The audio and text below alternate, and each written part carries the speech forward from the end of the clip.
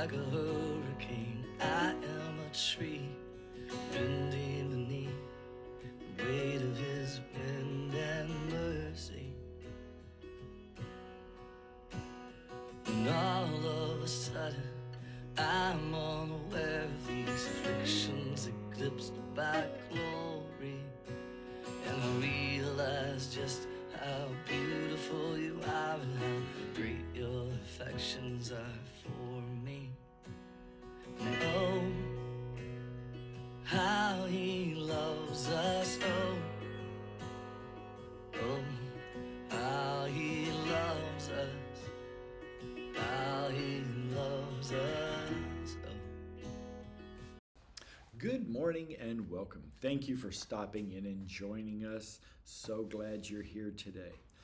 I hope you've been able to either attend or watch the live stream of the Life Letters series. We're going to watch some clips from that. And the nice thing is you can always go back and rewatch. You can watch or rewatch all of the studies that we had this week. It was a super blessing. Let's watch some of these. Screen is a picture of John and Ann Batar, who tied the knot on November the 25th, 1932. 85 years later, the lovebirds were living a peaceful life in Fairfield, Connecticut, until recently when John passed away. They were the longest living married couple in the United States of America. One of the longest lasting relationships that this world has ever known is not recorded in the Guinness Book of World Records, it's recorded in the Bible. It is the love relationship of God and his people, Christ and his church. In both the Old and New Testaments, the relationship between God and his people is portrayed as a relationship between a husband and a wife. The church is the object of Christ's affection. It is the apple of his eye, his sweetheart, his darling, his dearest. Jesus has loved his bride and laid down his life for his bride. He has gone to prepare a place for his bride and is coming again to receive his bride, and he wants his bride to be ready. So it's no surprise that in the final book of the Bible that Jesus takes time to help his bride get ready. Revelation chapter 2 transitions from the vision of Christ to the message of Christ. It marks the beginning of the 7 letters to the 7 churches. These are not random letters. These are letters written with a purpose. For some of the churches, there is commendation. For others, there is condemnation. And for others still, there is both commendation and condemnation. These 7 letters have various levels of meaning. First, the letters were addressed to 7 literal churches at that time in the Roman province of Asia, some of which are mentioned elsewhere in the New Testament. These were 7 real churches facing real issues and receiving real counsel from Christ. There is the immediate application, and then there is the prophetic application. The 7 messages also provide a prophetic outline of history of the Christian church. They outline 7 historic periods of the Christian church from the time of Revelation until the time of the end. But still, there is a broader application of these messages. There is an immediate application and the prophetic application, but there is also the practical application. These messages were intended for all churches and all Christians throughout all of history. And over again, in the 7 messages, we read, "He who has an ear, let him hear what the Spirit says to the churches." To faithfully follow Jesus, but to also keep his commandments faithfully. But the promise comes as long as you hold on. Jesus is the key. Without him, you cannot enter certain places. Have you ever been locked out? You ever been locked out of your house? You have to crawl through a window? You ever been locked out of your car? Have you ever lost keys in a terrible place? Christy was coming off an elevator. We lived in a building in Scarborough in Toronto. She was coming off an elevator and she was taking out the keys to walk down the hall and to open the door, and she took out the keys and it slipped out her fingers and it went down the elevator shaft. And she came in and she just didn't know what to say. She said, I dropped the keys down the elevator shaft. And I think I said, what? You did what? You're a VIP if you know the person with the key. Jesus has all the keys. Some people can get you to a certain point in life, but only God can get you into the kingdom. Only God can get you beyond the grave. And so with this in mind, Jesus tells Philadelphia, hold on because I have the key. Hold on. Just wait for me. I have the key. I'm going to open it up. Hold on and be faithful to me. What he opens, no one can shut. And what he shuts, no one can open. God did amazing things in my life. And the good news is God will do amazing things in your life. Every one of us has a testimony. To use your keys, to use your influence, to open the right doors so others can be blessed. We have to be careful not to focus so much on each other's faults. Sometimes the church is empty because we hurt too many people and they don't want to come to church. There's a bad association with our church because of how they felt when they walked in this church. Now, I've never felt it in this church, but in every church, sometimes there's a bad history, a bad period of time where there were bad things. And we have to overcome those things with love. When we look at our brother's faults, our sister's faults, let us remember that we too have faults. Let us remember that we too are sinners. We have the money and the house and the big TV and the big fridge and all the food in the fridge and the clothes and the shoes. I like shoes. I have a lot of shoes. We have shoes and shoes and shoes and more shoes. God's opened the closet door and the kitchen door and the living room door and the bedroom door and all kinds of doors. But have you opened the door of your hearts? That's how it ends in the 7 churches, God knocking on the door of the heart. Would you open your heart to him this evening?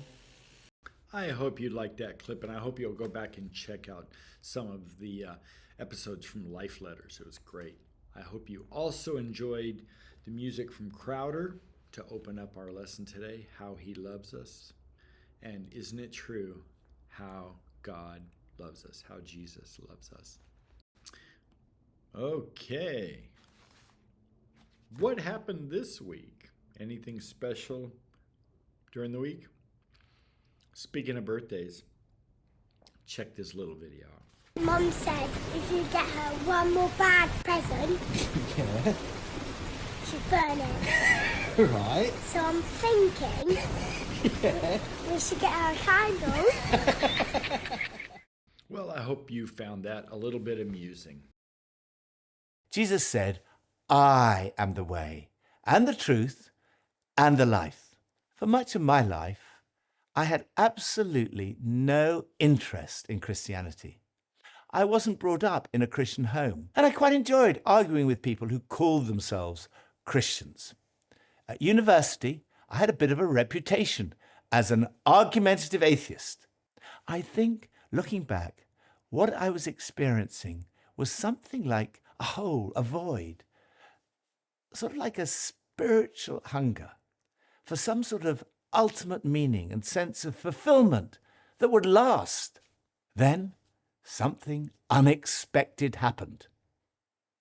In my first year at university, my very good friend Nicky Lee told me that he and his girlfriend had become Christians. I was shocked. I thought, how can I help them? So I decided to investigate. I found a Bible, and turning to the beginning of the New Testament, I started reading. By the end of the New Testament, something had changed. It was as if the person of Jesus came alive to me. I realized it is true. I wasn't aware that I was missing anything before I encountered Jesus. I was quite happy. But when I'd experienced a relationship with Jesus, it was as if I became aware of what I'd been missing and what I'd been unconsciously searching for all along. That moment changed everything. Jesus said, He's the way to God. He's the one who brings ultimate meaning and purpose to your life. He said He's the truth. He said He's the life. That true fulfillment is found in a relationship with God through Him. I really like that devotional video because it talks about the way back to God, because we were always meant to be with God. This whole thing of being separated from Him by sin was never the plan. Today's lesson covers in Joshua the conflict behind the conflict, meaning some people are very troubled when they read this book of what appears to be the anger and hostility and aggression of God. It's very important for two things. One is to have this into context. Satan was thrown out of heaven. It says in Revelation, war broke out in heaven. Michael and his angels fought with the dragon, and the dragon and his angels fought, but they did not prevail, nor was a place found for them in heaven any longer. Satan's whole objective is to steal, kill, and destroy. That's what he aims to do. He aims to rule. Jesus came that we might have life and have it abundantly. He came to restore us to the state we were supposed to be in, a relationship with God, to have an abundant, beautiful, wonderful life. He came in humanity to demonstrate the true character of God. How have you reconciled the book of Joshua in your mind with a loving God? I admit I had a hard time dealing with this lesson, so I reached out for some help. We're going to watch bits of the Sabbath school class by It Is Written, and their guest is actually the author of this quarter's lessons. So first we're going to watch some of that. I think they do a great job of addressing this controversial topic. Then we're going to shift gears and go back and re-look at some video from Dr. John Peckham on theodicy, how we reconcile a loving God and an all-powerful God with sin and evil in this world. So let's check this out. Well, we're also grateful to have with us today and throughout the quarter the author of this quarter's Sabbath school lesson, Barna Majoroshi. Barna, thanks for joining us again. Thanks for the invitation. So we're looking at the conflict behind all conflicts. The first three lessons, we've kind of laid a bit of a foundation, and now we're getting into some of the real, what you might call meat of it, some of the controversial things in the book of Joshua. Let's begin by talking about this meeting, this coming together that we see in the book of Joshua between Joshua and the commander of the army of the Lord. Now, some of us may already know who this commander is, some of us may not yet know, but what is the significance of the meeting of these two at this point in the story? Israel crossed the Jordan, and they should be ready for the conquest, except there's no strategy. We don't know how they are going to do it. And in this context, there is a stranger who comes to Joshua, and this is the end of chapter 5. It says, when Joshua was by Jericho, he lifted up his eyes and looked, and behold, a man was standing before him with his drawn sword in his hand. And Joshua went to him and said to him, are you for us or for our adversaries? And he said, no. Now, the question is straightforward. Are you with us or with our enemies? And the answer is no. No. I think Joshua's asking the wrong question. Yes. But I think with Joshua, we have an interesting situation here. He really doesn't have a clue who this person is. And the question is wrong because Joshua is thinking about them and us. And the answer of the commander of the armies of the Lord is basically, Joshua, the question is not right. The question is not whether I am with you or against you. The question is whether you are with me or not. And in this case, it seems that if the Lord is the commander of an army, he is involved already in a conflict or some type of war. He is entangled in some type of war. And the question is not whether he is supporting Joshua in his conquest. The question is whether Joshua is on his side in a greater war. So we're beginning to see that this is no ordinary commander of an ordinary army that Joshua is talking with. And then we're about to get into a portion of the story that for many people is difficult to understand, difficult to comprehend, difficult to stomach sometimes. These conquest wars that God sends his people on, and some horrific things, some terrible things happen as a result of these wars. And a lot of people struggle with trying to fit this into their narrative of who God is or their understanding of who God is. So talk with us a little bit about these conquest wars in the context of the greater battle between light and darkness, good and evil, this great controversy theme that runs through the Bible. Of course, this is just a glimpse into a reality that is far greater. And we need to go to other parts of the Bible to understand what is going on. Make a judgment or perform a judgment upon the gods of Egypt. Oh, this is more than just the Pharaoh. Even if the Pharaoh was perceived to be the incarnation of the gods of Egypt, but still, God takes it to the next level. And he says the confrontation is not between Aaron and the magicians. It is not between Moses and the Pharaoh. It is between me and the gods of Egypt. Those supernatural, fallen, created beings, but rebellious beings, who we know from the Bible, from passages like Isaiah chapter 14 and Ezekiel chapter 28, that they rebelled against God's government, and there was a conflict that questioned whether God is who he really claims to be. And I think this conflict is the larger scene that we have to analyze and understand the conquest as part of it, his ideal plan. But of course, this is in the context of the great controversy. Satan claims this earth as his territory.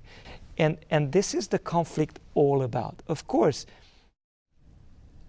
you know, sometimes we think violence, this is terrible. But if somebody comes into your house and he says, and you go into your house, you come home from work, and says, what are you doing here? And says, what are you doing here? From today on, this is my house. What do? You have two options. If they don't want to leave your house, you know, willingly, you call the police, and violence and force will be inevitable. Now, God is the governor of the universe, and somebody claims this universe to be his own. When God wants to intervene, conflict is inevitable. Yep, and we're looking at that conflict and the results of it this week and next. God is a God of justice. I try to formulate it differently, but that's probably the best way to put it. It tells us that even if there is sin, there is violence, there is suffering, there is injustice in this world, God is not going to tolerate it forever. He's going to put an end to human suffering. And of course, if we look at the society of the ancient Canaan, if we read about what was happening there, all these fertility cults that ended up in giving the best, which was their children, back to God, and putting these newly born babies into the iron grip of a Baal statue that was made of iron and that was heated until it was red. And they placed those little babies there just to say that, okay, this is the God who gave us life, and we give them back life. And all these things, God says, no, there is an end to that. I think if we look at this from that perspective, the God of war is a God who is a God of justice. He will not tolerate injustice forever. Questions in the world of theology. However, Dr. Peckham does help us to build the framework to begin tackling these questions in our own walk of faith and helpful ways we can provide comfort to other suffering souls. Welcome to Advent Next. Today, our guest is Dr. John Peckham. He wrote this wonderful book called The Theodicy of Love, which is going to be one of our topics today. We have a co-host today, Michelle Odinma. Hello. And we'll just get right into it. So could you tell us a little bit about yourself? Yes, as you said, my name is John Peckham. I'm a professor of theology and Christian philosophy here in the seminary at Andrews University. So you wrote this book, The Odyssey of Love, and how did you get interested into the topic? Like, why is that something that interested you? But I remember from as early as I can remember just being troubled by the suffering and the evil in the world in light of what I believed about God to be a good and loving God. And we would often, my dad, because he was the youth pastor at a pretty large church on a college campus, we often did outreach activities, soup kitchens. We go into the city and do all kinds of outreach. And I was always, from as long as I can remember at a young age, very troubled at things like homelessness, people suffering, and how do you reconcile that with the goodness and love of God, who's all powerful and only wants good for us. So really, as long as I can remember, it's probably the number one reason I became a theologian. And I think that's the biggest thing you hear in apologetics, right? I mean, and so one thing that people want to know, they are addressing, because, how can God be good and wonderful and all loving when there's so much suffering in the world? And you're attempting to really tackle that question. Is there anything in particular in your life personally that you feel like has been one of those overwhelming, evils that have happened to you, that you've encountered, that you've had to reconcile God still being good in the midst of that? Yeah, there are so many. The one that comes to mind that was the most devastating, I probably shouldn't share publicly because it didn't just involve me, and I'd want to ask permission of the other person that was involved. But I will say in those circumstances, whereas you hear a lot of people say things like, oh, that's God's will, God must have wanted that to be that way. The kind of trite things we sometimes say when we're trying to be comforting, we're trying to help. Right. I don't think those kinds of statements are very helpful in those circumstances. Sure. For me, I didn't believe that what was happening or what had happened was what God ideally wanted. I didn't believe that God was to blame. And I don't claim to have known then or to know now why certain things happen the way they do to me, to other people. But I think there is a framework within which we can be confident that it's not God who is doing this to us. And I think very often the suffering we go through, and some people much more acutely than others, is compounded by the attempt to find a reason for it. Usually a reason in God's providential plan. And there's no explanation of evil that will relieve the feeling, the suffering that we experience. But I think sometimes we actually exacerbate it in our own minds, unintentionally, because we have the second level of, well, how do we make sense of it? So you have the suffering itself, and then you have the second level, cognitive dissonance, that can be like faith-destroying and soul-shattering if we think about it in certain ways that might not be very helpful. Yeah, no, I think it's really important to find. I mean, we're always trying to find meaning for what happens to us. You know, whether it's suffering or whether it's something good. Like, what does this mean cosmically? Yes. And so when things go bad, we are asking the question, what does this mean? Why does this happen? And I think I kind of jumped the gun a little bit. Can you explain what is theodicy? It's a big word, and I kind of want to break it down a little bit for our viewers. Yeah, theodicy comes from the root for God, theos in Greek, and a Greek term that means righteousness or justice. And you put those two terms together, and theodicy was a term that was coined to describe any attempt to explain how God is righteous or just in light of the evil in the world. Some people, when they say theodicy, they use it more technically to mean an actual explanation of why God does what he does and allows what he allows. But it's typically taken, it can be taken in a looser sense of just a kind of framework or explanation as to how God could still be good and just, even despite the evil in the world, even if we don't know all of his reasons. And when I use the word theodicy in the title, I'm using it in that broader sense, without claiming that I know or would expect to be in a position to know why God what he does, or refrains from doing things that we might think he should do. We know some things, I think, that are revealed in the Bible through divine revelation, but there's many things we do not know. And I think that's the biggest thing we should remember when we approach the problem of evil. Right. There are many things that we do not know and beyond our understanding, and we probably shouldn't expect to know. There's a lot of things we can say, but there's always more that is beyond our knowledge. Roy Gain, I was just reading his book, Who's Afraid of the Judgment, and he said, evangelism is an aspect of theodicy in that it kind of reveals who God is through what he does through people. So I think that could be another kind of practical way to see what theodicy is. I don't know what you think about that, but yeah, I think both in what we say about God, and then if we claim to be Christians and claim to follow him, the way that we act actually affects the way other people think about God. So it has major implications for theodicy, not just what we say, but what we do when we claim to be Christ followers.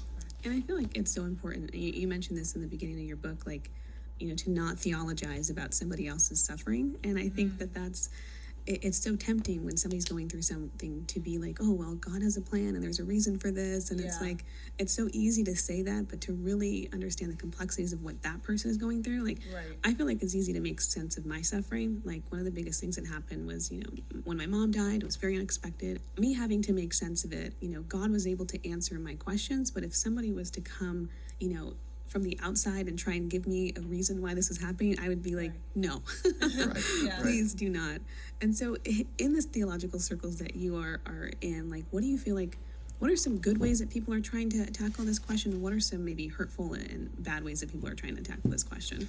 Yeah, that was one of my greatest fears in even writing the book, that people particularly that are either undergoing acute suffering or have in the past would take it as an attempt to try to explain their suffering away, or give an explanation that would in any way trivialize their suffering. And that's one of the reasons that in the book I try not to use anecdotal illustrations from people's real lived suffering, because I don't want to give the impression, even though we're talking about these things in the book primarily at a philosophical level, I don't want to give the impression that these can be explained away or that they're trivialized in any way. Many times when people are suffering, we try to give explanations when what they really need is just someone's presence to mourn with them. And I think that's what we should do. I think in the book of Job, often we overlook this, but for the first week, Job's friends came and they just sat with him, according to the book of Job. Right. Yeah. And they get into trouble when they open their mouth and try to explain things that they don't know, right? And that's what God says at the end. Right. He says to Job 2, in one translation, why do you talk so much when you know so little? And I think we need to remember that. I think there are frameworks for trying to make sense of some of the things and understand how it's not a contradiction. God can still be loving and good, even in spite of the world that we see. And that might even be helpful for someone who already has that framework in mind, so that when they go into suffering, the suffering isn't compounded because they're thinking, oh, God must be doing this to me, or something else. And it might be helpful after suffering when somebody is really looking to try to make sense of something and try to come to an explanation. But at the moment when somebody is in the crucible, so to speak, I mean, that is not the time for theological explanation. Right. So how do we reconcile the idea of freedom of choice and the fact that some people may cause their own suffering with this whole big picture of suffering in general and who God is? Yeah, one of the ways that I think is one of the most helpful ways to approach the problem of evil is called the free will defense that you just kind of alluded to, that some things that are evil happen that God doesn't want to happen because creatures exercise their free will. And if God really grants creatures the kind of free will that means they can do otherwise than he ideally wants them to do, then it's not up to God whether some evils happen if he's going to consistently grant that kind of freedom. And there's a lot of evils that can be explained that way, but there are some other evils in the world that cannot be explained because they're not, at least in any way that we can fathom, connected in any direct kind of way to free decisions, right? Even the Bible has many examples where bad things happen to quote unquote good people. And why do the righteous suffer and the wicked prosper? And there doesn't seem to be a one-to-one correlation that you were good so you get good things and you're bad so you get bad things. In fact, the Bible argues in exactly the opposite direction in the Old Testament and the New Testament. So one of the bad ways of explaining evil is the explanation of Job's friends, frankly. This happened to your children because they're bad children. Right. This happened righteous. This happened to you because you deserved it. God is just, so if it's happening to you, you must have deserved it, right? There must be some reason for it. Job is saying, I don't know why this happened to me. I'd like to talk with God myself. Right. I'd like to he actually uses a word in Hebrew, a reeb. I'd like to have a covenant lawsuit. I'd like to actually raise a question with him myself because I know that I didn't do anything to deserve this. But he still believes God is just, but he doesn't understand What's going on? how God is just in the meantime. But he knows what his friends are saying is not true. But from their paradigm, it has to be true. Right. Why do you think we look for some of these like simplistic answers? You know, like that like Job's friends, I feel like is our nature. You know, we want to find the reason why. And I think Jesus was dealing with this in his time. Why is this man born blind? You know, is it his sin or his parents' sin? I mean, why do you think that we are looking for more of these simplistic types of answers? Yeah, I can't claim that I know. I think some of what's going on, especially when people try to explain other people's sufferings, is I think it's sometimes a defense mechanism so they don't have to deal with the actual messiness of the suffering that people are experiencing. Or sometimes they just don't know what else to say. And thinking about it too much may cause questions in their mind that they're afraid of. And so finding an answer that doesn't invite themselves to have to go through this kind of dissonance and makes everything okay so they can go back to their everyday life, particularly if it's not happening to them.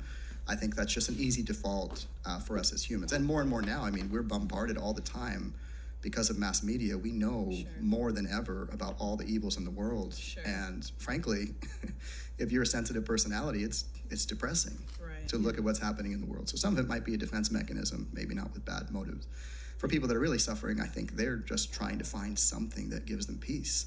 And that's totally understandable. In kind of the circles that you've run in, or, I mean, I think this is like the second book that you've written on theodicy.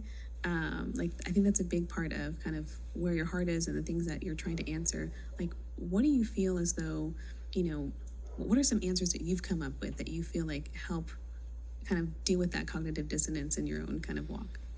Yeah, I mean, without getting into like the larger framework that would take a long time to explain right now, I think the biggest thing, the number one thing, is recognizing that the God of the Bible, who is the God of the cross, the God who is willing to take on humanity, suffer and die and be put to death at the hands of the very humans that he came to save, the fact that God can be trusted, that even if I didn't have any of the other framework or potential, at least parts of an outline of an explanation that I think things like the cosmic conflict provide, even if I didn't have any of that or I couldn't make sense of any of it, I think there would still be good reason to trust in the God of the cross, who gives himself for us, who knew what he was getting into, who had no one could force him to come and save us. There's no outward compulsion. He does it purely out of love, and one who is willing to give himself in that way can be trusted.